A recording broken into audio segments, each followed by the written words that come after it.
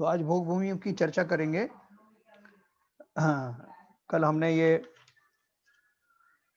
विदेश क्षेत्र के बारे में पढ़ा था विस्तार से। आज से भोग भूमियों की चर्चा होगी, जहाँ कृषि आदि कार्य किए बिना 10 प्रकार के कल्प वृक्षों से प्राप्त भोग उपभोग की सामग्री के द्वारा मनुष्यों की आजीविका चलती है, उसे भोग भूमि कहते हैं। भोग भूमि में नगर, ग्राम, राजा, कुल, मंदिर आदि नहीं होते। भोग भूमि में रहने वाले मनुष्य भोग भूमिज मनुष्य कहलाते हैं, है ना। देखो इसमें क्या लिखा है, भोग भूमि में नगर, ग्राम। ये किसने चालू कर दिया भाई? अभी तो सब म्यूट किया था।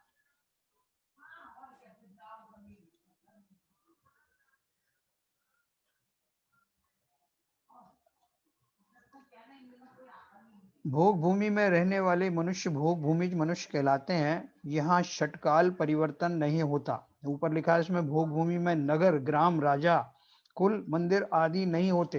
तो आप इमेजिन करो कि वो कैसा होता होगा। आगे अपन देखेंगे, कहीं इसका और विस्तार से वर्णन होगा। यहाँ षटकाल परिवर्तन नहीं होता है। यहाँ युगल संतान उत्पन्न होती है, जिन्हें युगलिया कहते हैं।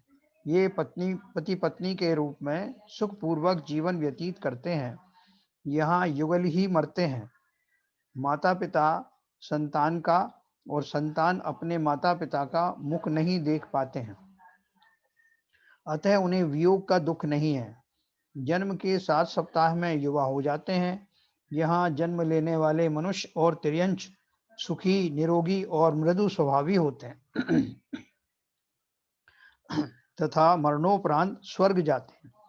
यहाँ के मनुष्य भोगों में लिप्त रहते हैं और उनमें संयम का अभाव होता है, अतः यहाँ से मोक्ष प्राप्ति नहीं हो सकती है। सुपात्र को दान देने आदि के कारण जीव यहाँ जन्म लेता है। तो भोग भूमि आपकी वास्तव में कैसे है, जैसे कि आपको बॉस कोई खुश हो करके आपको पेड हॉलीडेज पे भेज दे, आप इतने दिन तक वहाँ ऐश करिए और फिर आ जाना, है ना। तो उस तरह की चीजें हैं ये। भोग भूमि के जीवों में मल मूत्र पसेव, रोग, मरण, वेदना, बाल वृद्धपना, कलह आदि नहीं होती है। पुरुष को छींक और औरत को जमाई आते ही मरण हो जाता है और शरीर कपूरवत उड़ जाता है। इनमें विकलत्रय, असेनी, पंचेंद्रिय, जलचर व नपुंसक जीव नहीं होते हैं। रात दिन का भेद नहीं होता है। सदा अंधकार रहित उद्योत रूप समय रहता है। वहाँ शीत गर्मी की बाधाएं भी नहीं है। वहाँ पर रोग, उपद्रव व प्राकृतिक आपदाएं भी नहीं होती हैं। धूल, कीचड़, कंकड़, पत्थर आदि भूमि में नहीं होते हैं। स्फटिक मणि के समान भूमि स्वच्छ होती है। अब भोग भूमि के 3 प्रकार हैं, उत्तम भोग भूमि, मध्यम भोग भूमि और जघन्य भोग भूमि। तो देखो कहाँ कहाँ उत्तम भोग भूमि है, कहाँ पर मध्यम है और कहाँ जघन्य है।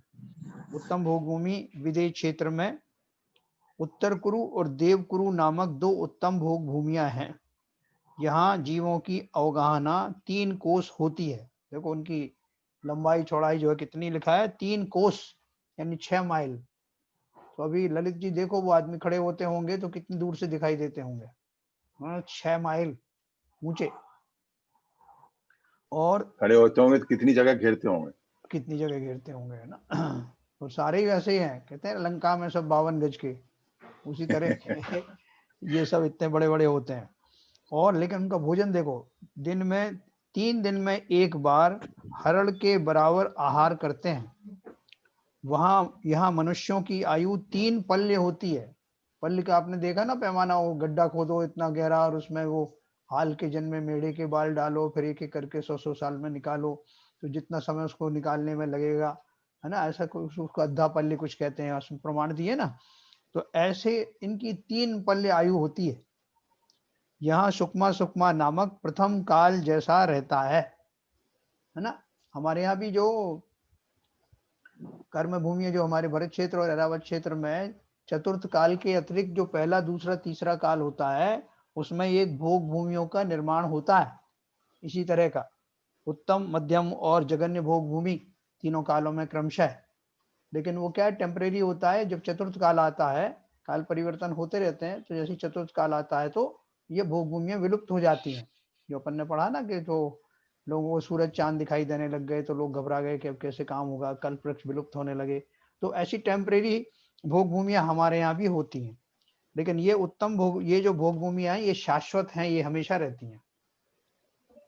तो पहली उत्तम भोग भूमि हमने पढ़ा विदेश क्षेत्र में।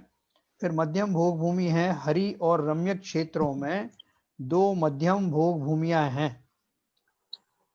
वहां पर 7 क्षेत्रों में डिवाइड होता है ना, जम्बू द्वीप जैसे है।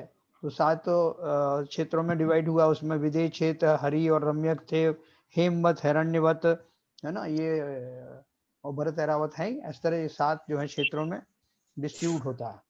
तो उसमें से मध्यम भोग भूमि वाली जगह कौन सी, हरि और रम्यक क्षेत्रों में 2 मध्यम भोग भूमि हैं।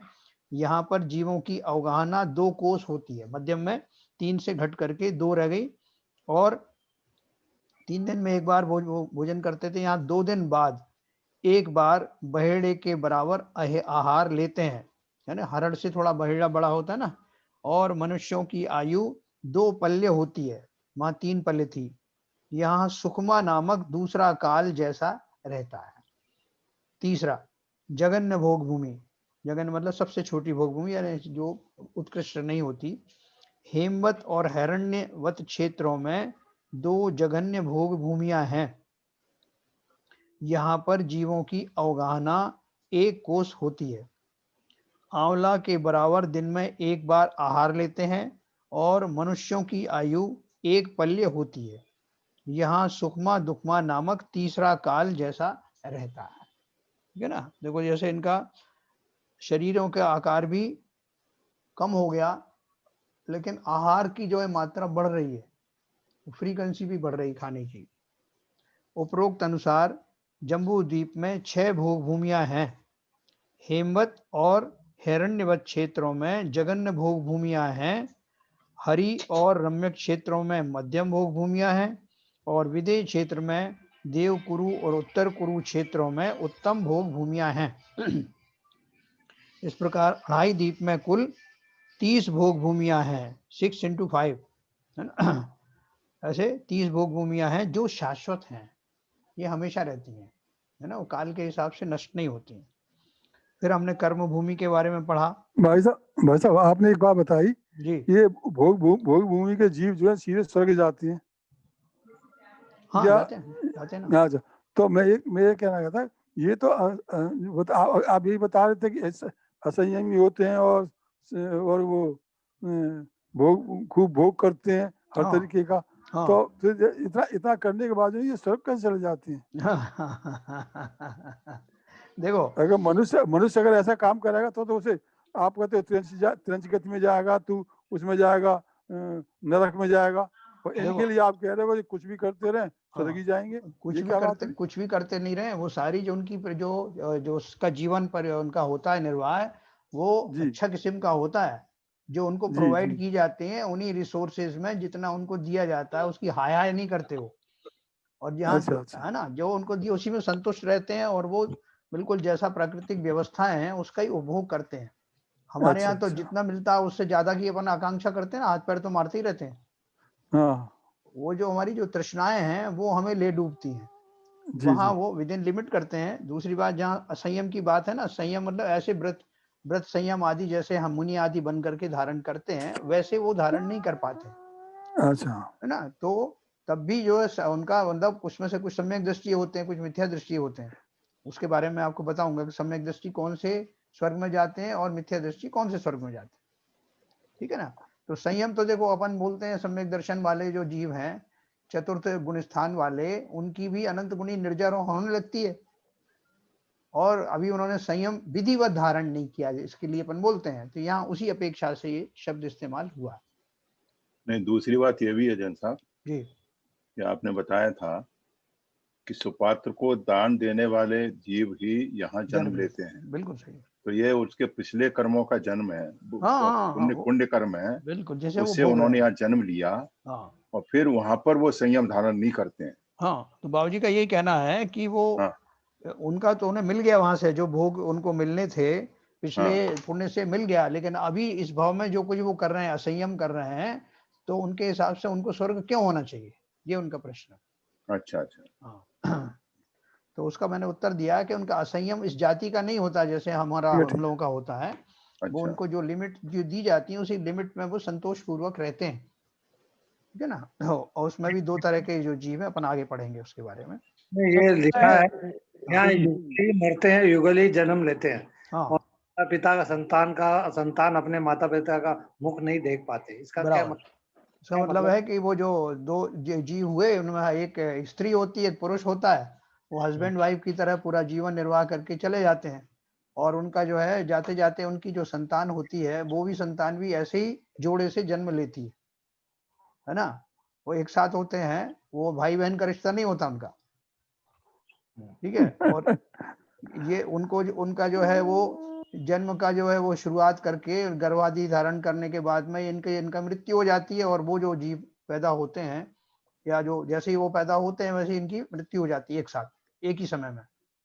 तो लिखा है ना उनको, देखो। ऐसा है सर, जी आप सोचिए कि पल्लियों में तो आयु है हाँ कई पल्ली की, हाँ और जैसे ही ये इनका बच्चे पैदा होते हैं इनकी डेथ हो जाती है। तो इसका हाँ। मतलब क्या है कि आप एक पल्ले के बराबर करीब करीब ये निर्विवाद रहते हैं, बिना बच्चों के रहते हैं। नेचुरली आप सोचिए।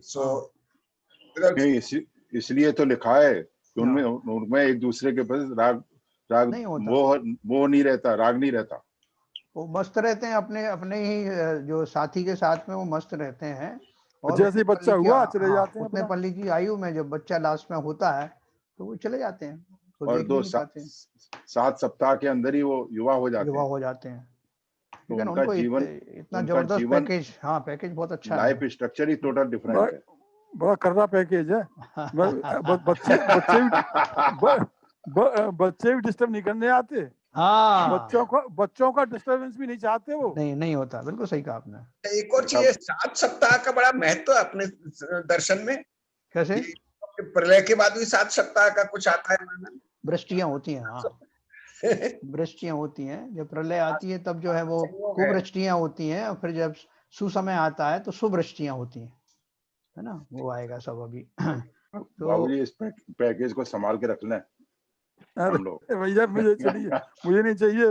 हाँ बाबूजी मना कर रहे हैं, ये पैकेज नहीं चाहिए उनको। मुझे नहीं चाहिए भाई, बेकार टाइम वेस्ट होगा इसमें। इतने पल्ले के लिए आप जो है बुक हो जाओगे, टाइम वेस्ट हो जाएगा। मनुष्य गति सबसे उत्तम है भाई साहब, स्वर्ग भी उत्तम नहीं है। तो मनुष्य तो वो भी है, मनुष्य नहीं है नहीं वो वाले मनुष्य नहीं, कर्म भूमि के जो कुछ कर्म कर सके, कर्म भूमि के, कर्म भूमि के मनुष्य का सबसे उत्तम है। भरत क्षेत्र के, भरत क्षेत्र के, आर्यखंड के, विदय के तो और भी अच्छा है, विदय के मिल जाए तो और भी अच्छा है। बाबूजी बोल रहे हैं आर्यखंड में भी अमेरिका के नहीं हूँ।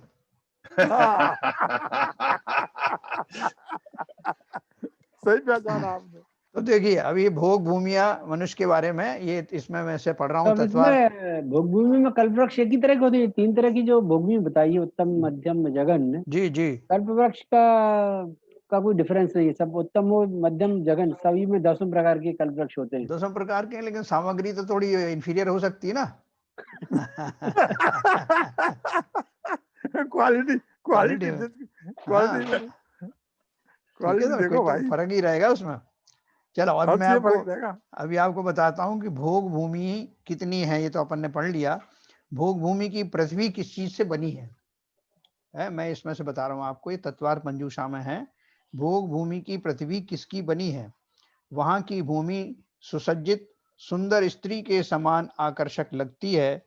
महामहेंद्र नील मणियों से, रुचिक प्रव रत्नों से, कर्क तनों द्वारा, अत्यंत जगमगाते हुए सूर्यकांत मणियों द्वारा तथा चंद्रकांत मणियों से पूरी हुई पृथ्वी सब ऋतुओं और सभी बेलाओं में अत्यधिक शोभित होती है।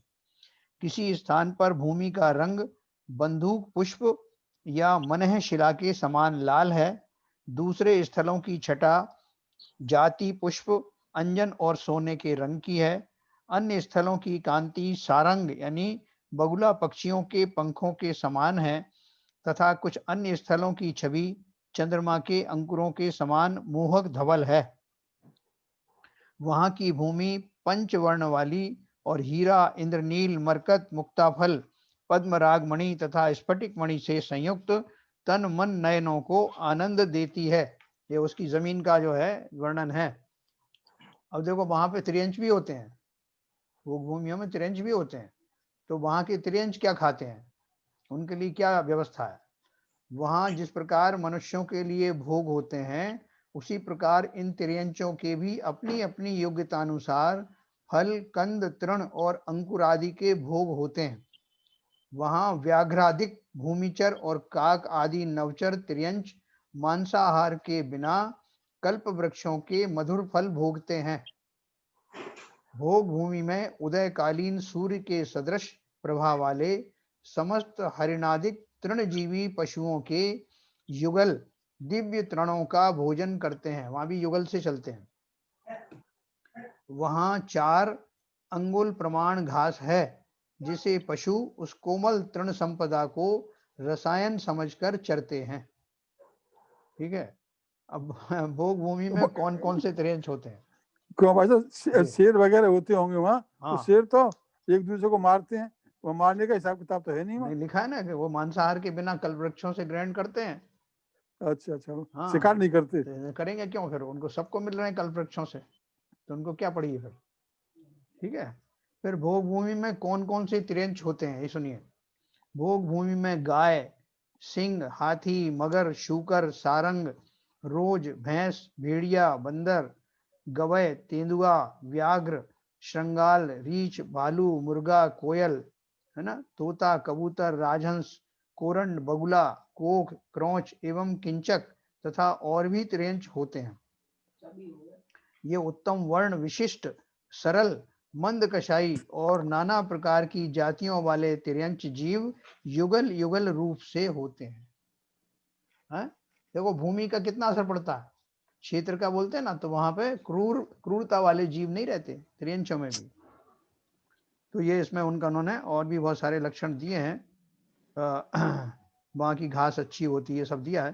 फिर भोग भूमियां जीवों के शरीर में कौन कौन से लक्षण होते हैं, देखो उनके भी लक्षण होते हैं।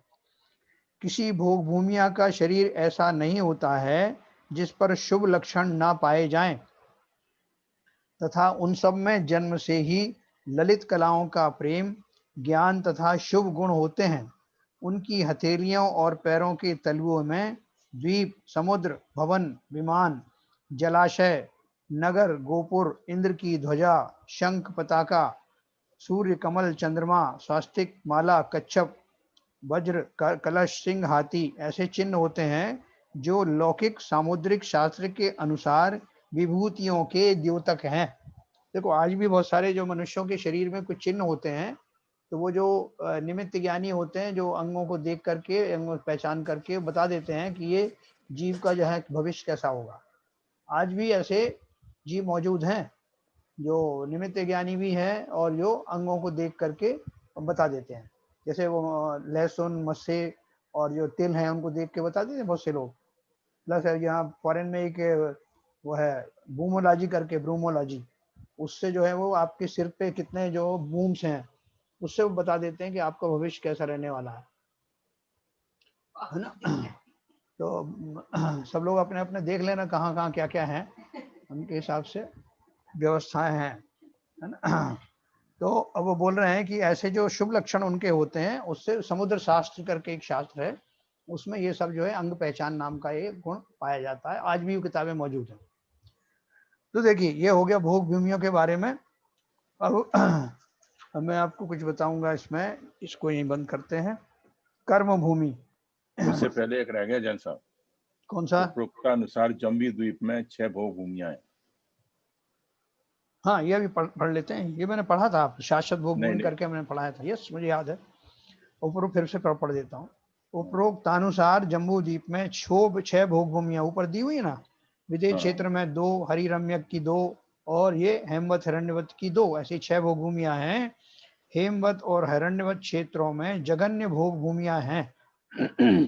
हरि और रम्य क्षेत्रों में मध्यम भोग भूमियां हैं और विदेश क्षेत्र में देव कुरु और उत्तर कुरु क्षेत्रों में उत्तम भोग भूमियां हैं।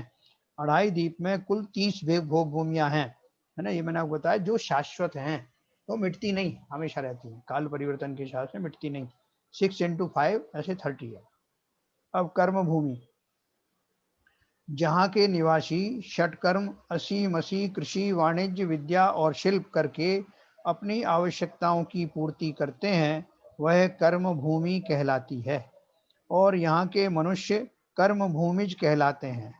स्त्री पुरुष जुगलिया नहीं होते हैं, यदि होते हैं तो भाई बहन के रूप में ही रहते हैं। जीव कर्म भूमि में दान पुण्य आदि धर्म कार्य कर सकते हैं और संयम धारण करके मोक्ष भी प्राप्त कर सकते हैं। तीर्थंकर आदि सभी 63 शलाका पुरुष कर्म भूमि में ही उत्पन्न होते हैं। भरत, ऐरावत व विदेह क्षेत्र में प्रत्येक में एक एक कर्म भूमियां हैं। इस प्रकार जम्बू द्वीप में 3 और 2.5 द्वीप में 15 कर्म भूमियां हैं। ठीक है साहब। अब आप सोच लीजिए कि आपको जो है वो भोग भूमि वाला पैकेज चाहिए या कर्म भूमि वाला चाहिए।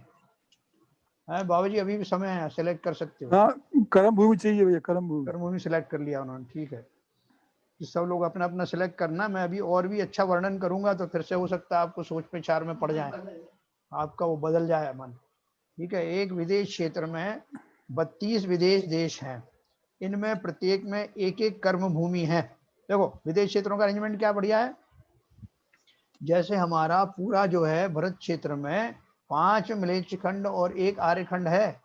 विदेश क्षेत्र के एक एक विदेश क्षेत्र में 32 उसके वो हैं, क्षेत्र हैं, सब क्षेत्र हैं, देश हैं। उसमें मतलब 32 कर्म भूमि में हर एक में 32 क्षेत्रों में एक एक कर्म भूमि भी है और 5-5 मलेच्छ खंड है। तो ऐसे वहां भी जो है आपको कर्म भूमियां हैं विदेश क्षेत्र में। तो 32 मलेच्छ खंड काय में आते हैं भाई साहब? मलेच्छ खंड काय में आते हैं? वो भी कर्म भूमि में, वो भूमि में? मलेच्छ खंड कर्म भूमि में है ना। ये नहीं, कर्म ये भूमि में। इसमें है कर्म भूमि में दिया ना। एक विदेश क्षेत्र में 32 विदेश क्षेत्र देश हैं। इनमें प्रत्येक में कर्म भूमि वैसी नहीं है वो जैसे इनकी है। वहां पे तो काल परिवर्तन भी नहीं होते मलेच्छ खंड में। मलेच्छ खंड में मलेच्छ डिफरेंट, हाँ, डिफरेंट। सिर्फ कर्म भूमि जो है जहाँ जहाँ आर्य खंड है वही कर्म भूमि है। हाँ बस ठीक, वही समझा। एक विदेश क्षेत्र में 32 विदेह देश है। देखो एक विदेह क्षेत्र में 32 विदेह देश हैं। इनमें प्रत्येक में एक एक कर्म भूमि है। इस प्रकार मतलब एक एक देश में, तो पूरे विदेश क्षेत्र में 32 तो जो है 32 × 5 तो हो गए मलेच्छ खंड, और एक एक जो है उसमें आर्य खंड है जिसे कर्म भूमि कहते हैं। इसलिए उन्होंने लिखा इस प्रकार विदेश क्षेत्र में 32 कर्म भूमियां भी कही जाती हैं। भरत और ऐरावत क्षेत्रों में एक एक कर्म भूमियां हैं। इस प्रकार अवान्तर भेद करने से जम्बू द्वीप में कुल 34 मतलब 32 वो हो गई, और भरत ऐरावत की एक एक मिला के 34 कर्म भूमियां जम्बू द्वीप में हो गई। वह 2.5 द्वीप में 5 से मल्टीप्लाई कर दो तो 170 कर्म भूमियां हो जाती हैं। अंतिम द्वीप व समुद्र में कर्म भूमि हेतु प्रश्न 99 111 देखिए। अभी अपन पढ़ने वाले हैं उसको 111 वाले। प्रत्येक कर्म भूमि में एक आर्यखंड, 5 मलेच्छ खंड व 1 विजयार्थ पर्वत है। देखो ना, तो कर्म भूमि में इसको काउंट किया है। कर्म भूमि में ही मलेच्छ खंड को भी शामिल किया है। प्रत्येक कर्म भूमि में एक आर्यखंड, 5 मलेच्छ खंड व 1 विजयार्थ पर्वत है। अच्छा। इस प्रकार इन कर्म भूमियों में 170 आर्यखंड, 850 मलेच्छ खंड और 170 विजयार्थ पर्वत हैं। मलेच्छ खंडों में मलेच्छ मनुष्य रहते हैं जो धर्म से शून्य होते हैं। ठीक है। मलेच्छों के बारे में अगर ज्यादा डिटेल चाहिए तो अपने पास है अवेलेबल, वो अपन देखेंगे अभी पढ़ना होगा तो। 170 विजयार्थ पर्वतों पर प्रत्येक में 110 विद्याधरों की नगरियां हैं। जो 170 विजयार्थ पर्वत दिए ना कर्म भूमियों में, वहां 170 विजयार्थ पर्वतों पर प्रत्येक में 110 विद्याधरों की नगरियां हैं। इनमें रहने वाले विद्याधर 3 विद्याओं तथा पूजा आदि षट कर्मों से युक्त होते हैं। ये विद्याओं के माध्यम से सुमेरु पर्वत पर भी जा सकते हैं, है ना। तो ये आप समझ में आया कि आर्यखंड एक कर्म भूमियों में 170 पूरे प्रत्येक कर्म भूमि में एक आर्यखंड, 5 मलेच्छ खंड व 1 विजयार्थ पर्वत है। और विजयार्थ पर्वतों के प्रत्येक विजयार्थ पर्वत पर 110 विद्याधरों की नगरियां होती हैं। ठीक है। अब भरत एवं ऐरावत क्षेत्रों के आर्य खंडों में ही काल परिवर्तन होता है ना। तो इसका मतलब क्या हुआ कि वो जो कर्म भूमि जो बता रहे हैं आर्यखंड और 5 मलेच्छ खंड और विजयार्थ पर्वत से मिला के जो कर्म भूमि बनी है, उसमें भी सिर्फ आर्यखंड में ही ये काल परिवर्तन होता है, मलेच्छ खंड में और विजयार्थ पर्वत पर नहीं होता, ऐसा इनके वर्णन से लगता है। भरत और ऐरावत क्षेत्रों के आर्य खंडों में ही काल परिवर्तन होता है, अतः इनमें दुखमा सुखमा दुखमा और दुखमा कालों में ही कर्म भूमि बरतती है। शेष 3 कालों में भोग भूमि रहती है, जैसा मैंने आपको बताया। यहाँ पर भी पहला दूसरे तीसरे काल में भोग भूमियां रहती हैं, बाद में चतुर्थ काल से वो समाप्त होने लगती है। अभी देखो कुभोग भूमि भी एक शब्द आता है, कुभोग भूमि किसे कहते हैं? कुभोग भूमि के बारे में पढ़ेंगे। लवण समुद्र और कालोदधी समुद्र के दोनों किनारों पर 24 कुल 96 अंतर द्वीपों में कुभोग भूमियों की रचना है। इनमें रहने वाले मनुष्यों को कुमानुष और अंतर्द्वीपज कहते हैं और इनकी आकृतियां विकृत होती हैं, जैसे लंबे कान वाले, एक पैर वाले, सींग पूंछ वाले, पशुओं के समान चेहरे वाले आदि। यहाँ जन्म आदि की प्रवृत्तियां जघन्य भोग भूमि के समान होती हैं। यहाँ युगल ही जन्म लेते हैं और युगल ही मरते हैं। इनमें कल्प वृक्ष नहीं होते हैं। गुफाओं में रहने वाले कुमानुष मिट्टी खाते हैं और वृक्षों के नीचे रहने वाले फल फूलों से अपना जीवन यापन करते हैं। ये कुभोग भूमि है। ठीक है। जो जीव जिन लिंग को धारण करके मायाचारी करते हैं, मंत्रादि विद्याओं के द्वारा आजीविका करते हैं। देखो ध्यान से सुनना, कुभोग भूमियों में कौन जाते हैं? सीबी साहब। Yes sir. हाँ, जो जीव जिन लिंग को धारण करके मायाचारी करते हैं, बन तो गए, जो है कोई इलेक्ट्रिकल बन गए, मुनि बन गए, लेकिन मायाचारी कर रहे हैं, मंत्र आदि विद्याओं के द्वारा आजीविका करते हैं, है ना, कि मैं तुमको ये तुम्हारे ये रोग ठीक कर दूंगा, तुम ये ताबीज ले जाओ, तुमको ये अंगूठी दे देता हूँ, ये मंत्र से तुम्हें झाड़ देता हूँ। मंत्र आदि विद्याओं के द्वारा आजीविका करते हैं, धन के इच्छुक हैं, सम्यक दर्शन की विराधना करते हैं, कुपात्रों को पात्र मानकर दान देते हैं, दिगंबर साधुओं की निंदा करते हैं, वे कुभोग भूमियों में जन्म लेते हैं। वाह। यहाँ उत्पन्न होने वाले जीवों को मोक्ष प्राप्त नहीं होता है। सम्यक दृष्टि जीव स्वधर्म और ईशान स्वर्गों में तथा मिथ्या दृष्टि जीव भवनात्रिक में जन्म लेते हैं। ये जो इन्होंने जो लास्ट का जो सेंटेंस बोला है, ये कुभोग भूमियों के लिए नहीं है, ये भोग भूमियों के लिए है। देखो इसमें भी लिखा है, मैं आपको बताता हूँ। इम्पोर्टेंट बात ये है, दिगंबर साधुओं की निंदा करते हैं। हाँ, वे बिल्कुल।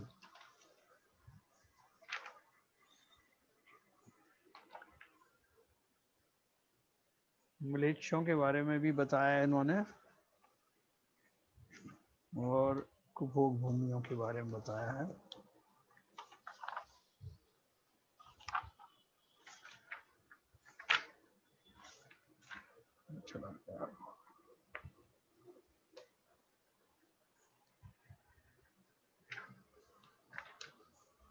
चलो मैं आपको थोड़ी देर में बताऊंगा, मैंने अभी पढ़ा है उसको, कि जो कहाँ पर वो होते हैं। भोग भूमि के जीवों के लिए लिखा है कि उसमें मिथ्या दृष्टि और सम्यक दृष्टि 2 कैटेगरी के होते हैं। इन्होंने वो कंटिन्यूएशन में लिख दिया, तो ऐसा लगता है कि भोग भूमि वाले के लिए लिखा है, तो ये भोग भूमि के लिए लिखा है। यहाँ उत्पन्न होने वाले जीवों को मोक्ष प्राप्त नहीं होता है। ये किसके लिए लिखा है सर? ये जो भोग भूमि, उत्तम भोग भूमियों के लिए लिखा है। ये जो सेंटेंस उनके कंटिन्यूएशन में लिख दिया कुभोग भूमि के, लेकिन ये वो उसके लिए है, भोग भूमियों के लिए है। मैं आपको भी तत्वार मंजू सामने से देख के बताऊंगा। उस भव की बात है, शायद उस भव में प्राप्त नहीं होता, उसके आगे कभी भी प्राप्त कर सकते हैं। उसी भोग की तो बात कर रहा हूँ मैं। अभी हाँ, कुभोग भूमि में है तो कुभोग भूमि की बात नहीं, भोग भूमि की बात हो रही कि यहाँ उत्पन्न होने वाले जीवों को मोक्ष प्राप्त नहीं होता है। सम्यक दृष्टि जीव स्वधर्म और ईशान स्वर्गों में, कुभोग भूमि के तो जाएंगे नहीं स्वर्गों में, सम्यक दृष्टि जीव स्वधर्म और ईशान स्वर्गों में तथा मिथ्या दृष्टि जीव भवनित्रिक यानी व्यंतर ज्योतिष व भवनवासी में जन्म लेते हैं, है ना। आपको ये भी पता होगा कि ये जो व्यंतर देव हैं ये सब मिथ्या दृष्टि होते हैं, ज्योतिष देव भी और भवनवासी देव भी बाय एंड लार्ज ये सब मिथ्या दृष्टि होते हैं। कोई कोई सम्यक दर्शन उत्पन्न कर पाते हैं, वो अलग बात है, बट बाय एंड लार्ज ऐसा होता है। तो ये उनकी वो भूमि के बारे में बात है।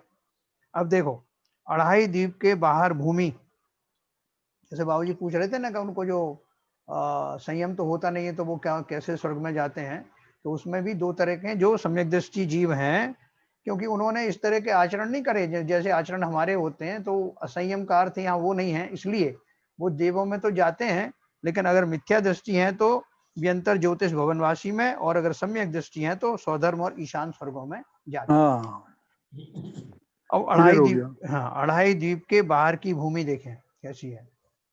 अढ़ाई द्वीप के बाहर समस्त द्वीपों में जगन्य भूमि की सी रचना है ना, किंतु अंतिम स्वयंभू रमण द्वीप के उत्तरार्ध में तथा समस्त स्वयंभू रमण समुद्र में और समुद्र के चारों कोनों की पृथ्वियों में कर्म भूमि की सी रचना है।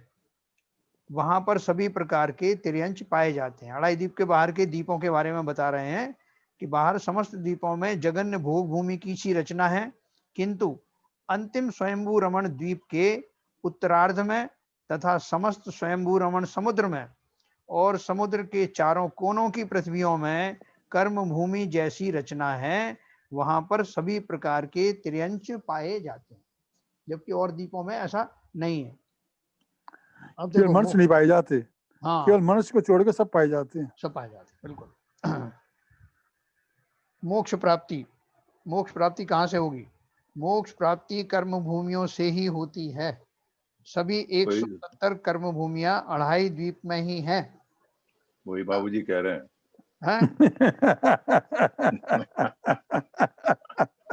क्या कह रहे हैं बाबूजी? इसलिए नहीं जा रहे हैं ऐसे?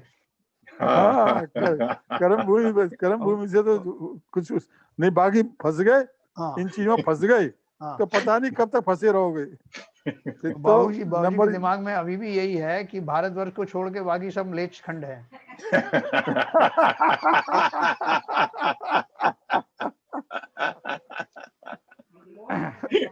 इसलिए जल्दी से जल्दी बुकिंग करा ली उन्होंने 24 तारीख। देखिए, मोक्ष प्राप्ति कर्म भूमियों से ही होती है। सभी 170 कर्म भूमियां अढ़ाई द्वीप में ही हैं। प्रत्येक कर्म भूमि में एक आर्यखंड, 5 मिलेच्छ खंड और एक विजयार्थ पर्वत है। ये उन्होंने फिर से समरी जैसी बनाई है। इन कर्म भूमियों से मोक्ष प्राप्ति निम्न प्रकार से होती है। पहला, 170 कर्म भूमियों में स्थित 170 आर्य खंडों तथा 170 विजयार्थ पर्वतों से ही मोक्ष प्राप्ति होती है।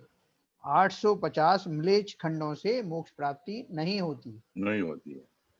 फिर दूसरा है, 5 विदेश क्षेत्रों में स्थित 160 आर्य खंडों व 160 विजयार्थ पर्वतों तथा 5 भरत एवं 5 ऐरावत क्षेत्रों में स्थित 10 विजयार्थ पर्वतों पर काल परिवर्तन नहीं होता है ना।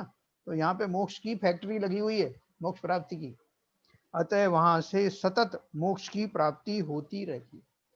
यही बेस्ट प्लेस है, बेस्ट प्लेस है।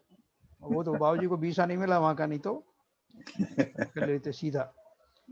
अगला है, 5 भरत 5 ऐरावत क्षेत्रों में स्थित 10 आर्य खंडों में काल परिवर्तन होता रहता है, अतः यहाँ से अवसर्पणी के चतुर्थ काल, उत्सर्पणी के तृतीय काल में मोक्ष की प्राप्ति होती है। देखो, उत्सर्पणी का तीसरा काल भी एक्चुअली चौथे सीरियल पे आता है, ये मैंने पहले ही बताया था आपको। तीसरा जो बता रहा है तृतीय काल का मतलब यहाँ के चौथे काल के समकक्ष है वो, क्योंकि उत्सर्पणी जब शुरू होगी तो वो षष्टम काल पहले आएगा। फिर से एक षष्टम काल खत्म होने के बाद फिर षष्टम से शुरू होगा, 6, 5, 4, 3। जो तीसरा काल आएगा वो चौथे नंबर पे आएगा सीरियल पे। इसलिए वो यहाँ का जो अवसर्पणी का जो चतुर्थ काल है और उत्सर्पणी का तृतीय काल वो एक जैसा है। किंतु वर्तमान में चल रहे हुंडा अवसर्पणी काल दोष के कारण तीसरे व 5वें काल में भी मोक्ष हुआ है। ना, आदिनाथ भगवान तीसरे काल में गए ना, और 5वें काल में जम्बू स्वामी वगैरह गए हैं। भगवान आदिनाथ आदि तीसरे काल में जन्मे और तीसरे में ही मोक्ष गए हैं। इसी प्रकार गौतम गणधर व जम्बू स्वामी आदि चतुर्थ काल में जन्मे और पंचम काल में मोक्ष गए हैं। लेकिन पंचम काल में जन्मा मनुष्य मोक्ष नहीं जा सकता। ठीक है ना, क्यों नहीं जा सकता है? क्योंकि उसका एक तो वैसे उत्तम संगठन नहीं होते और ना ही उस तरह के उस लेवल के भाव हो सकते हैं। दूसरा, कर्म भूमि के किसी मुनिराज को कोई देव हर कर ले जावे तो उसकी मुक्ति अढ़ाई द्वीप के किसी भी स्थान से हो सकती है। ये क्या बोल रहे हैं कि अगर वो जो कोई मुनिराज हैं उनको कोई देव कहीं हर करके ले जाए और अगर अढ़ाई द्वीप के अंदर ही अंदर हैं वो, तो अढ़ाई द्वीप में से ही मोक्ष प्राप्त होता है। तो मोक्ष प्राप्ति का स्थान उतना ही है, उसी के ऊपर ठीक सिद्ध शिला है उसी परिमाण की।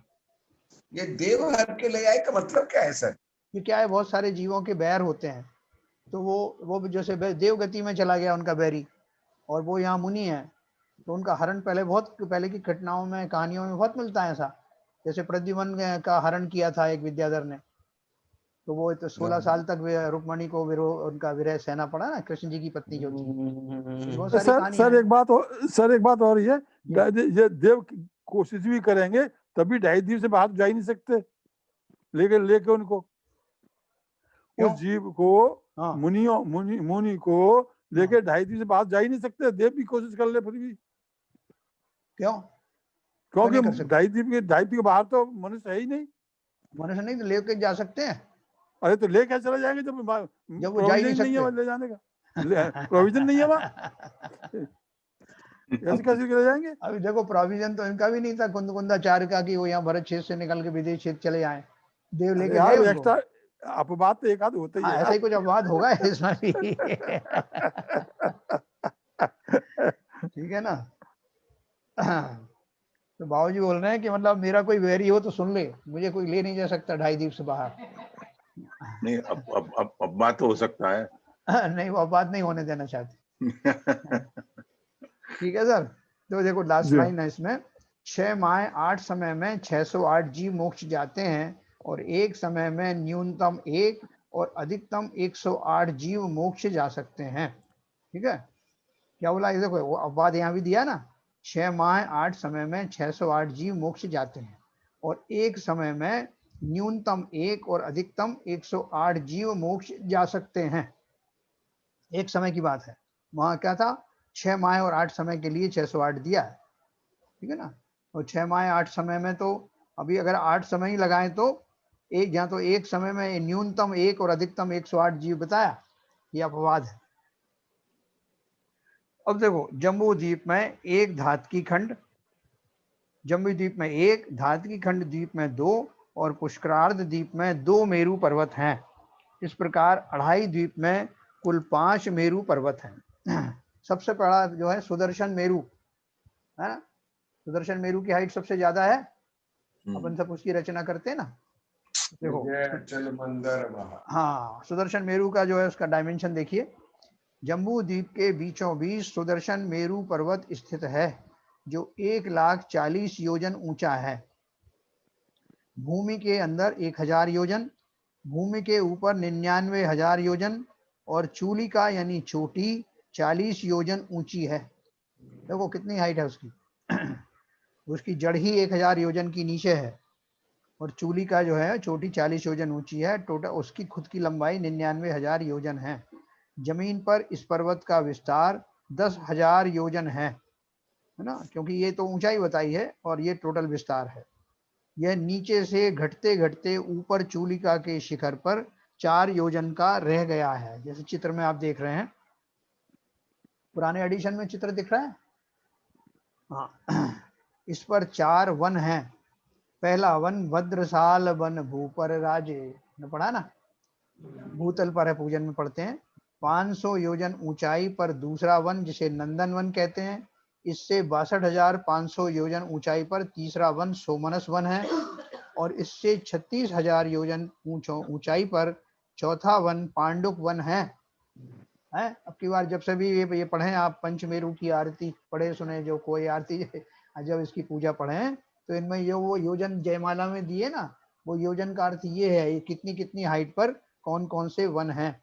इन चारों वनों के चारों ओर एक एक अकृत्रिम चैत्यालय है, अर्थात इस मेरु पर 16 अकृत्रिम चैत्यालय हैं।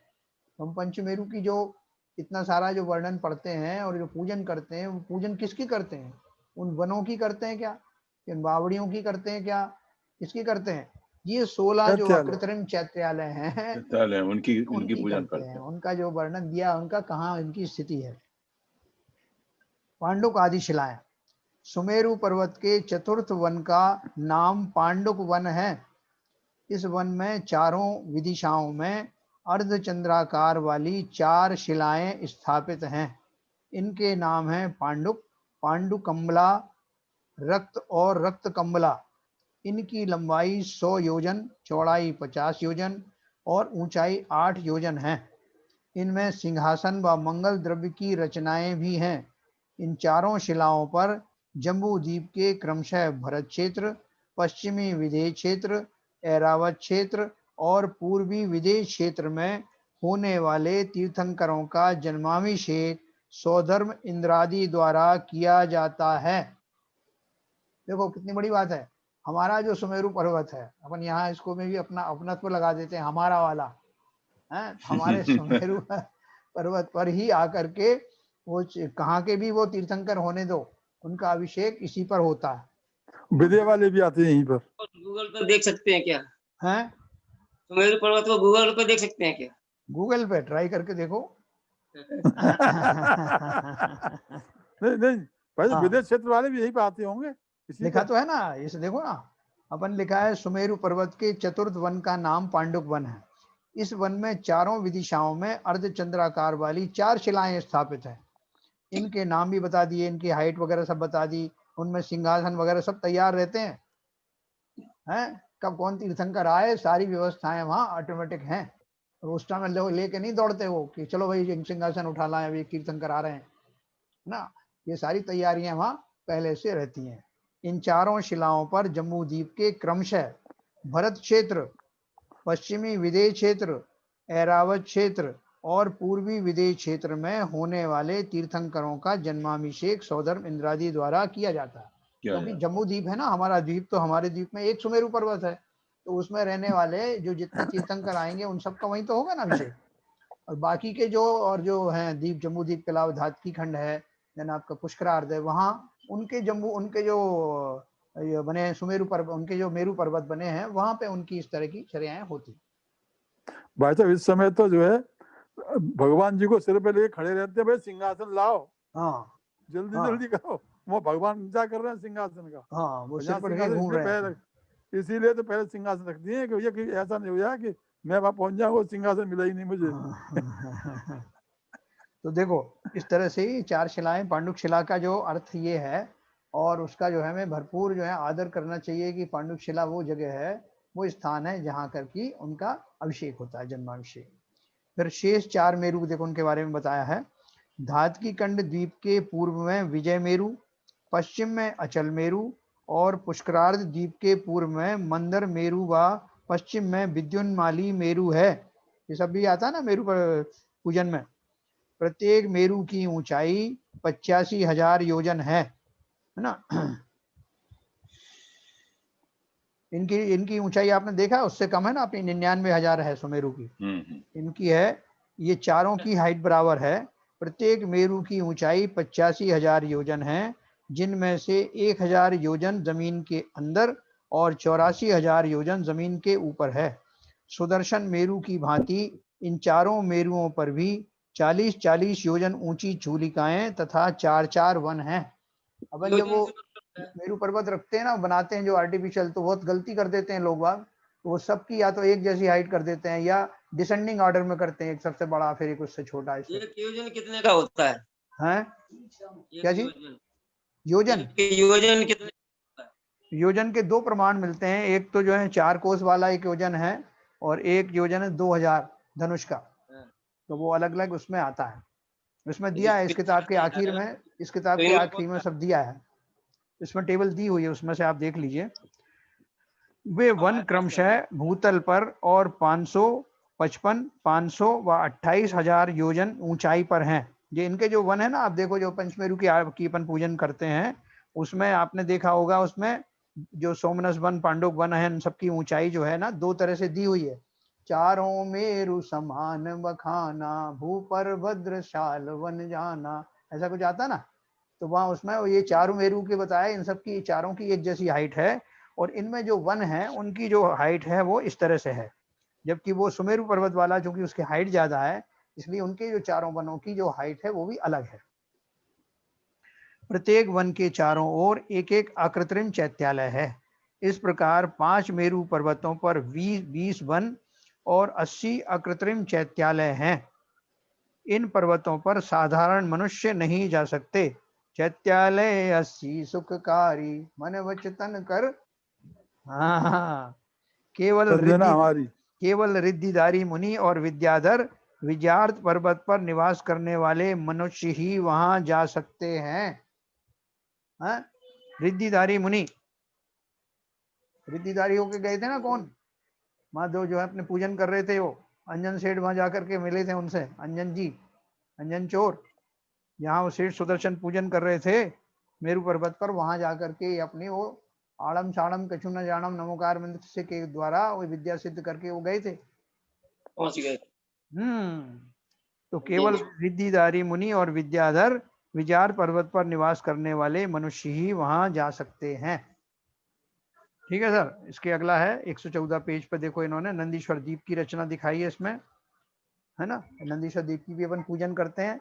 इन सबको देखने के बाद में हमारा पूजन के प्रति उत्साह और बढ़ जाना चाहिए, और जब भी हम वो पूजन पढ़ें तो ये सब नक्शे, ये सब जो डिस्क्रिप्शन है हमारी आंखों के सामने आ जाना चाहिए, तब वो भाव हमारे बनेंगे। तो देखो ये नंदीश्वर द्वीप की रचना दी है। मध्य लोक का यह 8वां द्वीप है। इसका विस्तार प्रत्येक दिशा में 163 करोड़ 84 लाख योजन है। इसकी एक दिशा में एक अंजनगिरी पर्वत है, जिसके चारों ओर 4 वापियां यानी बावड़ी हैं। प्रत्येक वापी के बाएं दोनों कोनों पर एक एक रतिकर पर्वत है। बावड़ी कौन है ना, वह करके आता ना, कौन का मतलब कोण। प्रत्येक वापी के बहुमध्य भाग में एक एक दधिमुख यानी दही के समान वर्ण वाला पर्वत है। प्रत्येक दधिमुख पर्वत के चारों ओर एक एक वन है। इस प्रकार नंदीश्वर द्वीप की एक दिशा में एक अंजनगिरी पर्वत, 8 रतिकर पर्वत, 4 दधिमुख पर्वत यानी कुल 13 पर्वत, 4 वापी और 16 वन हैं। इस द्वीप की चारों दिशाओं में 52 पर्वत, 16 वापी और 64 वन है ना। एक एक पर्वत पर एक एक कुल 52 आकृत्रिम चैत्यालय हैं, है ना। नंदीश्वर द्वीप की पूजन याद है मामा जी, जयमाला की? एक एक पर्वत पर 52 अकृत्रिम जिनालय हैं। प्रत्येक अकृत्रिम जिनालय में 108 रत्न व स्वर्णमयी 500 धनुष ऊंची भव्य अनादि निधन प्रतिमाएं पद्मासन में विराजमान हैं। पद्मासन में बैठ करके भी उनकी हाइट कितनी है? 500 धनुष। कितनी विशाल प्रतिमाएं, रत्नमयी प्रतिमाएं। और उस द्वीप के ऊपर इनके अलावा कुछ है ही नहीं।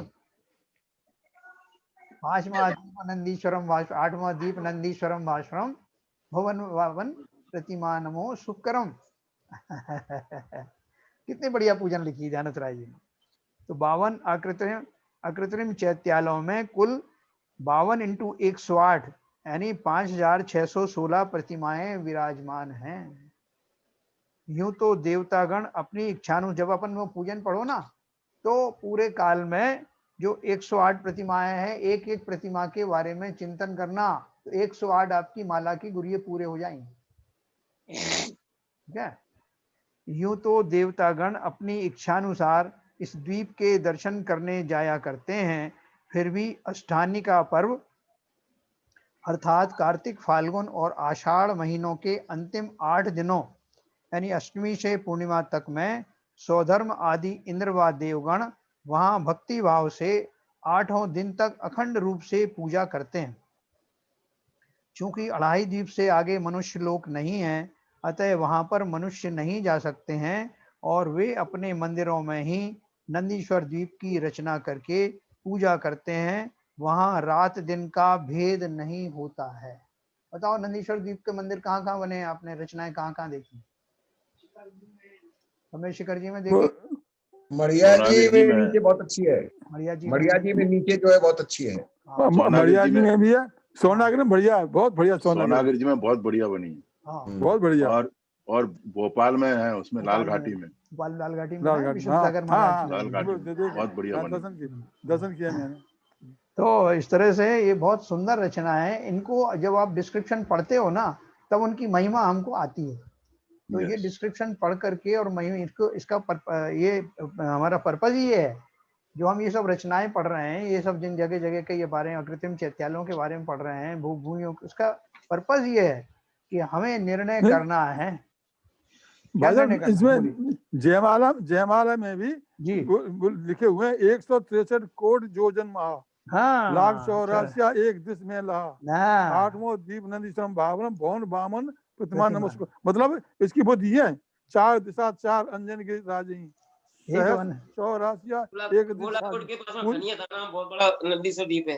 हाँ, तो देखो अब ये समझ में आप जो कह रहे हैं ये वही तो सब, मैंने बताया कि पूजन में ये सब हाँ आता है, जयमाला में, यही तो हाँ मैं हाँ बता रहा हाँ, हूँ सही आपको। सही कह रहे हैं आप। अब ये आपने बताया ना, जी। तो अब इससे मेल खा रहा है, मतलब कहना जयमाला से। हाँ, वो मेल उसमें मैं पढ़ के ही सुनाया आपको। मेरे हाँ पास किताब हाँ नहीं थी पूजा की, लेकिन मुझे याद है कि जयमाला में ये दिया हुआ है। हाँ, मेरे पास एक किताब ये थी। बहुत बढ़िया, बहुत बढ़िया। तो देखो एक बात मैं अभी आपको कहूँ, कल अपन ऊर्ध्वलोक के बारे में पढ़ेंगे, और ऊर्ध्वलोक का थोड़ा सा इसमें डिस्क्रिप्शन है, इसके आगे भी दूसरी किताबों का सहारा लेके ऊर्ध्वलोक के बारे में अपन पढ़ेंगे, विशेष रूप से सिद्ध शिला के बारे में विस्तार से पढ़ेंगे, क्योंकि वही हम सबको जाना है ना। लेकिन उसके पहले मेरी एक अपील है, जब हम सब लोग स्वाध्याय के लिए बैठते हैं, तो ज्यादातर क्या होता है कि दिन भर की दौड़ धूप से हम लोग थक जाते हैं।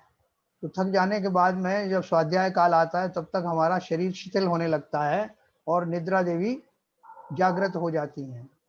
ठीक है, तो वो एक तो हमारा पूर्व दर्शनावर्णी कर्म के उदय के कारण भी एक स्थिति आती है, और दूसरा ये कि हमारी जो दिनचर्या है, वो दिनचर्या अगर हमने प्लान नहीं की बराबर, कि हमने दिन में तो खूब भाग दौड़ करी, पूरी एनर्जी वहां पे समाप्त कर दी, और जब शाम को आके बैठे तो हमें बरबस नींद आने लगती है।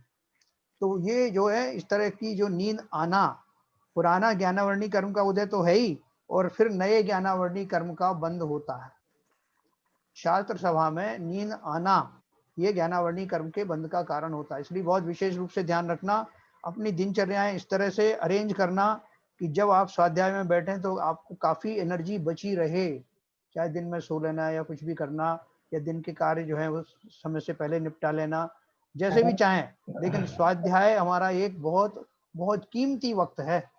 इसमें न केवल हमें अपना ध्यान उसकी बातों पर रखना है, बल्कि अभिनय ना हो, नींद के माध्यम से भी बहुत अभिनय होता है, ज्ञानावर्णी कर्म का बंद होता है, ज्ञानावर्णी दर्शनावर्णी दोनों को ही समझिए बंद होता है। इसलिए बहुत विशेष ध्यान रखें, और सब लोग जिनको भी इस तरह का जो कोई उपद्रव सताते हैं, नींद आदि के प्रकोप होते हैं, वो अपनी दैनिकचर्या को थोड़ा संभालें। ठीक है, तो चलिए यजमानी स्तुति करेंगे ललित जी। टाइम कम खाना खा रहे हैं। हाँ, जैसे भी करें, जैसा भी जो भी अच्छा। दिनवाणी स्तुति।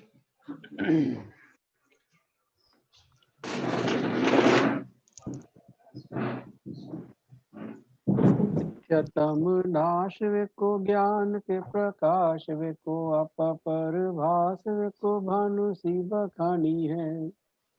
क्यों द्रव्य जान को बंध विधि भान को पर पिछान को परम प्रमाणी है। अनुभवताय वे को जीव के जताए वे को काहू न सताए वे को भवे और आनी है। जहाँ तहाँ तार वे को पार के उतार वे को सुख विस्तार वे को यही जिनवाणी है। हे जिनवाणी भारती तो है जपू दिन रैन, जो तेरी शरणा गए सो पावे सुख चैन।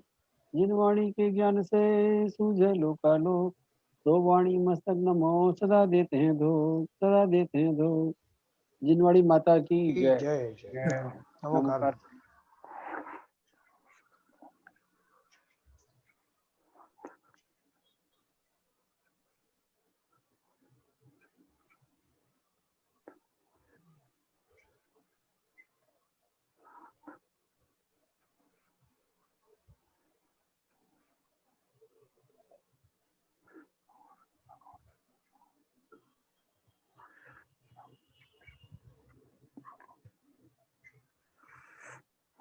जय जिनेन्द्र। जय जिनेन्द्र, जय जिनेन्द्र। जिनेन्द्र, जय जिनेन्द्र, जय जिनेन्द्र साहब। हाय निशु। चलो निशु समझ में आ रहा है? जय जिनेन्द्र। जी अंकल आ रहा है, वेरी गुड। समझ में आ रहा है। जय जिनेन्द्र। जय जय जय जिनेन्द्र साहब। जय ऐसे जिनेन्द्र तो सभी को, जय जिनेन्द्र। जय जिनेन्द्र सभी को। जय जिनेन्द्र। भाई साहब मैंने एक विशेष